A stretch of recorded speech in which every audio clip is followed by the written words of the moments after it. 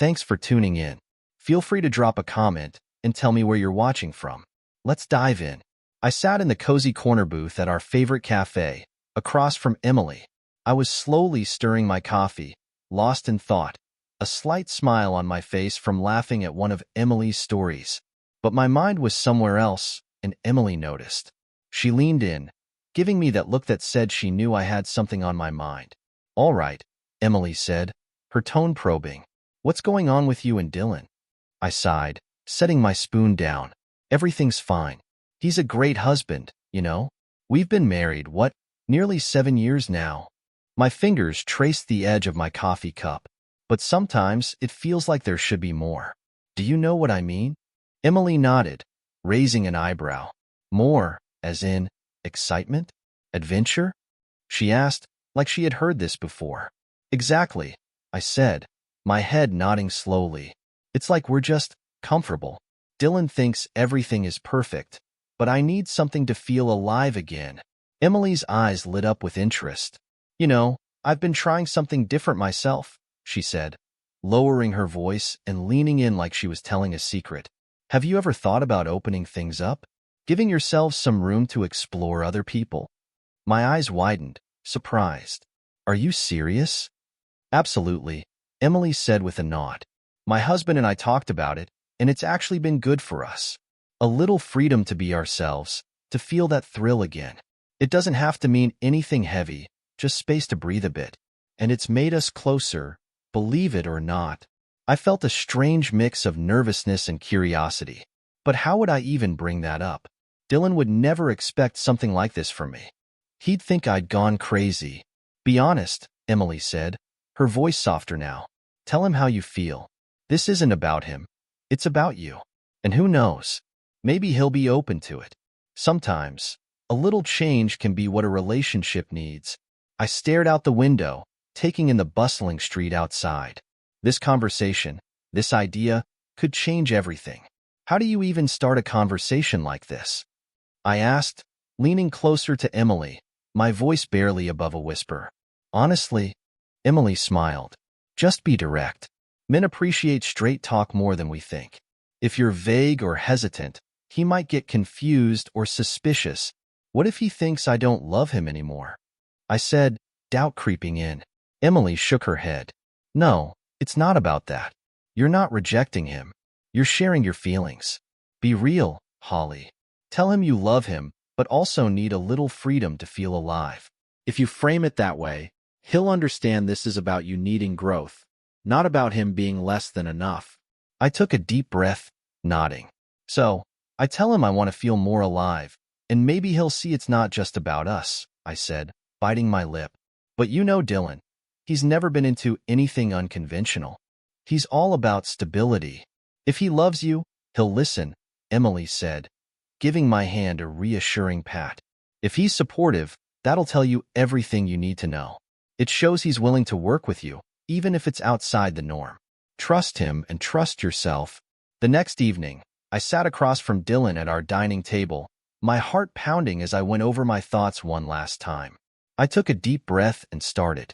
"Dylan, there's something I've been thinking about," I said, my voice steady but quiet.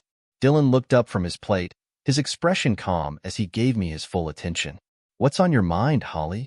I paused, gathering my courage. "I've been feeling a little restless. Not because of us, really, but because of me. I need to experience more in life, you know?" He stayed silent, his expression thoughtful but open. "I mean, what if we gave each other a little freedom? Not in a way that changes what we have, but adds to it. Just a bit of space to see what else is out there." I studied his face, hoping to see understanding. "It's not that I don't love you, Dylan. I just think we could both benefit from breathing room." There was a long moment of silence. Dylan's face was unreadable. Then he nodded, calm and composed. "So, you're saying you want us to open things up?" he asked, his voice even. "Yes," I said, my heart pounding. "Just to see what it's like. I think it could be good for us." Dylan looked at me for what felt like forever. Then he exhaled slowly. "If that's what you need, Holly, I won't stand in your way." Relief washed over me, but it came with a hint of unease. I had expected resistance or an argument. Instead, He was calm, too calm.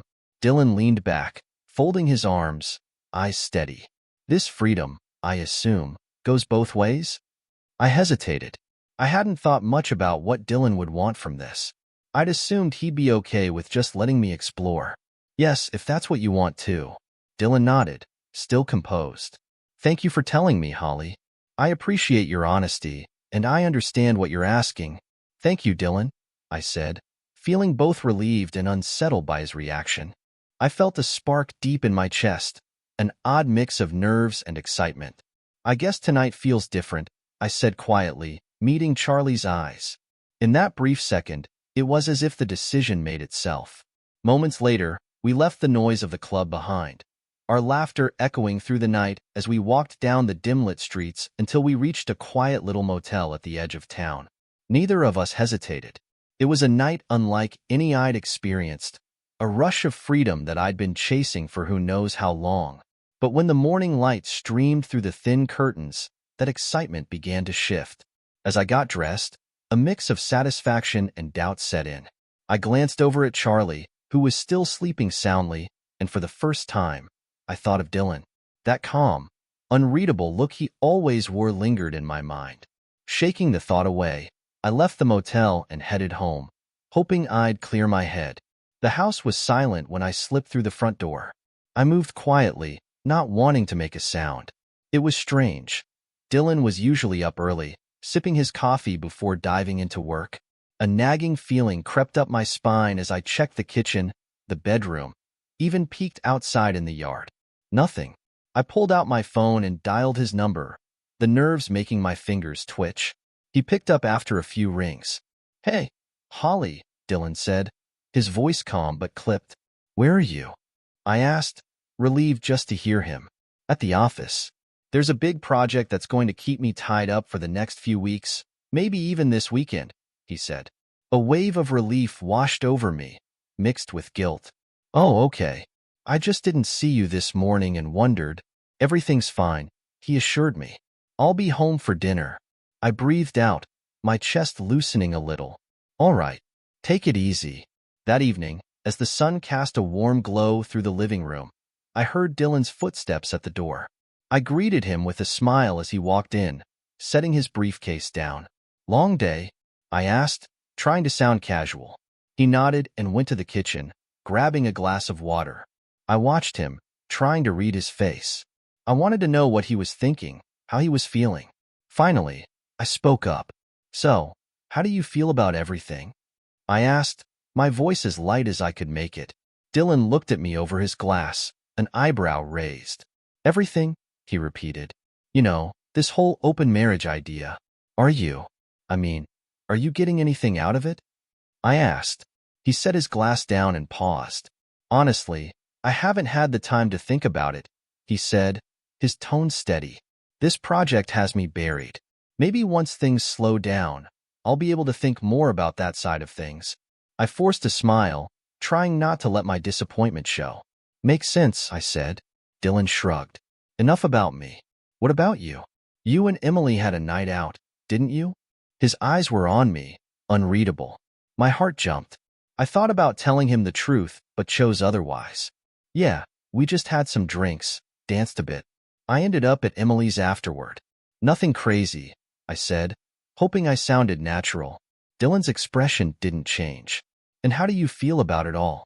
Is this really what you wanted? I hesitated, but before I could stop myself, I said, actually, yeah. I feel good, Dylan. I know it's early, but it's like I have this new energy, this inspiration that I haven't felt in a long time. He nodded slowly, his face softening just a little. Well, I'm happy for you, Holly, he said, his voice calm. Really? I said, surprised but relieved. Yeah, he replied with a small smile. I smiled back, but deep inside, I couldn't shake the feeling that his calmness was too steady, too controlled. Over the next week, I found myself texting Charlie and Emily more and more. Charlie was all charm and flirtation, dropping hints about a grown-up party he was planning for the weekend. He promised it'd be a night I wouldn't forget and insisted I bring Emily along. Intrigued, I agreed but decided to talk to Emily first. When I called Emily, she answered right away. Hey, Holly, ready for the weekend? She asked, excitement in her voice. I laughed, a touch of nerves creeping in. Kind of. I wanted to ask about this party. Charlie made it sound different. Emily chuckled. Oh, it'll be different, all right? Trust me, it'll be amazing. But there's also Dylan, I said. He's been so wrapped up in work. I can't tell if he's really okay with everything or if he just doesn't care. Emily laughed. Holly, Dylan is probably just using work as an excuse. Guys do that. He's probably having his own fun and doesn't want to admit it. Jealousy flared up, but I pushed it aside. Maybe you're right. Forget about Dylan for one night, Emily said. Focus on having fun. Charlie's party is going to be the perfect escape. All right, but what exactly do you mean by fun? I asked. Emily giggled. Oh, you'll see. Just be ready for anything. When Saturday came, I told Dylan I'd be out with Emily, framing it as a casual night. He barely looked up from his papers. Have fun, Holly. I'll be here all night, he said. As I walked out, excitement bubbled up in me. For the first time in a while, I felt like I was stepping into something new. When Emily and I pulled up to Charlie's house, I saw lights glowing from the backyard and heard music playing. It felt like anything could happen. I remember the night starting out with this strange energy, the kind of buzz that makes everything feel electric. I could see it in Holly too. Her pulse was quickening, I could tell. She looked around, and for a second, I thought she might pull away. But she didn't. She leaned in. I think so, she said, her voice soft, but you could tell she was curious, like she was testing the waters. We'd all started to break off into smaller groups, pairs and trios forming naturally. I wasn't surprised to see Holly with some unfamiliar faces. Some of them were laughing, others, well, some were openly flirting, no mistaking that. It was like you could feel the vibe of where the night might be headed. I looked over at Emily. She had this big grin on her face, like she was already all in. She met my eyes and raised her glass in a kind of silent toast, like saying, "Here we go." I could see her getting right into it. But just as the atmosphere started shifting, becoming a little more intimate, Holly pulled back a bit. I could see it on her face. She was unsure now. The excitement seemed to falter. I watched as she scanned the room, and this uneasy look crossed her face. The whole idea of exploring new things, it had sounded exciting earlier, but now, with hands reaching out for her, she seemed to freeze up. It wasn't excitement in her eyes anymore. It was something else. She took a deep breath and pulled back from the crowd, a little more than just stepping away. Actually, she said, her voice steady but firm, I don't think I'm ready for this. Not yet. There was a murmur from the others. Some disappointment, sure, but most of them understood. Charlie gave her this warm, understanding smile. He nodded at her. That's all right, Holly, he said, voice gentle. Maybe next time. It takes a bit of getting used to. But Emily, she wasn't about to let it go that easily. She was still all energy, not wanting the night to slow down. Come on, Holly, she said, her voice urging. You're having a great time. Just relax. You'll love it if you just give it a chance. But Holly shook her head, this time with more resolve. I really can't, Emily. I need a little more time. Charlie stepped in again, putting a hand on Emily's shoulder, trying to smooth things over. It's fine, Emily. Let her take her time, he said. Then he gave her a sly smile. Besides, there are plenty of people here who'd be happy to keep the party going. Emily hesitated, sensing the change in energy, but she laughed it off and shrugged. All right, all right. And just like that, she was back in the crowd, diving right into the fun again. The night went on, even more intense than before. Holly? She didn't go back to the group. I saw her slip away into a quieter part of the house. She poured herself a glass of wine, taking her time. She looked a little distant. I guess it was hard not to feel a little out of place when everyone else seemed so into it. I noticed her sitting by herself for a while, deep in thought. I could feel the tension building, even though I wasn't in the mix. It was like the whole party had a way of closing in, trapping anyone who wasn't fully in it. Holly seemed to be thinking a lot, maybe more than she expected. Her thoughts must have been racing, even as the laughter and loud music drifted from the other room. A couple of hours later, the vibe shifted. People started to emerge from the darker corners, gathering around for snacks and another round of drinks. The laughter was lighter now, conversation flowing again, but Holly was still sitting by herself. Emily spotted her and wandered over, smiling wide, cheeks flushed from all the excitement. "You all right?" Emily asked, nudging her gently. "Looked like you were having a quiet moment." Holly managed a small smile, but I could tell it wasn't the real thing. "Yeah, I'm fine," she said, but it wasn't convincing. "Just not sure that's really my thing." Emily laughed, rolling her eyes. "You just need a warm-up, that's all. Trust me, next time you'll be right at home." The sky was starting to lighten, the first hint of dawn creeping in. I could see Holly's face.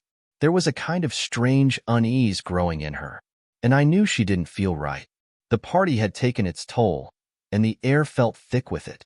By the time people started to head out, exchanging those casual goodbyes like it had been nothing more than a regular gathering, Holly slipped away quietly. I noticed her driving off, almost like she needed to get away from it all. When she got home, I could tell she'd hoped to find some peace. The house was dark, quiet. She probably thought Dylan was still asleep. It felt like a relief, right? But when she walked into the bedroom, it was a different story. She froze. The bed was made. The comforter was gone. His side of the closet, empty. At first, it didn't register, but then the panic hit. She glanced around, looking for any sign of him, and that's when she saw it. A set of papers on the nightstand, the word divorce written across the top. Her heart dropped. She couldn't believe it. She picked up the papers, hands shaking. "This can't be happening," she whispered to herself, but it was real. The calm Dylan had shown over the past weeks? It all made sense now. It was his plan all along.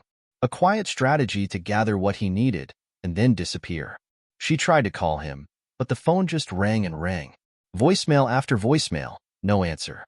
She called again, her heart racing now, but nothing. He was gone, and she was left alone with only questions and regret. Days went by. She left message after message, sent text after text, begging him to talk. But he was like a ghost, no trace of him anywhere. Then, the lawyer got in touch. The response was cold, formal, nothing personal. And then came the real shock. At work, things started changing too. People who'd always been friendly to her began acting distant, judging her without a word. She found out Dylan had gathered everything. Texts, photos, everything. Even the party, it had all been tracked. And soon, everyone at her office knew. She'd become a scandal in a conservative workplace. Holly's supervisor called her in, and the conversation was grim. Her conduct was under review. The job she'd worked so hard for now felt like it was slipping away. The day came when Holly finally saw everything laid out in front of her. There were photos, text messages, notes from a private investigator Dylan had hired. Every flirtation, every night out with Emily, it was all there. She sat there, stunned, betrayed, trapped. Dylan had known. He had been watching her the whole time, acting like he was busy with work, but all along, he was preparing. She hadn't seen it. She didn't know. The divorce was ugly. Every detail of her so-called experiment was torn apart in court. Her private life was laid bare. There was no shield anymore. No privacy. She lost her job. And then Charlie lost his too. Emily? Well, it turned out she wasn't as honest as she had let on either. Dylan had given her husband, Richard, all the evidence. He had no idea about the open marriage, the other men. And just like that, Emily's life was ruined too. Richard filed for divorce, and her whole world turned upside down. Emily blamed Holly. She cut her off, placing the blame squarely on her shoulders. Her friends, her family, everyone started turning their backs on Holly. Even the people who used to support her sided with Dylan. His quiet dignity had made everything she did look even worse. And then, Holly tried to reach out to Dylan one last time. She sat across from him, her heart heavy. "Dylan, please," she begged. "I made a mistake. I thought it would bring us closer. I didn't go through with it. It was just a mistake. Please, forgive me." Dylan sighed deeply, his voice steady, but without warmth. He looked at her and said, "If a woman proposes an open marriage, it usually means things were already falling apart. You wanted to keep secrets from me. You weren't honest. Holly felt the weight of his words, the finality in them. He was right, but that didn't make it any easier to hear. I don't think we can fix this, he said, shaking his head. Holly left that night feeling empty. Her world had crumbled, and all she had now were the consequences of her own choices. She'd thought this experiment might bring her closer to something beautiful, but instead, it had only revealed how much was broken. And now, all she could do was hope for peace. Maybe someday, maybe even forgiveness. But for now, she was alone with the echoes of her mistakes.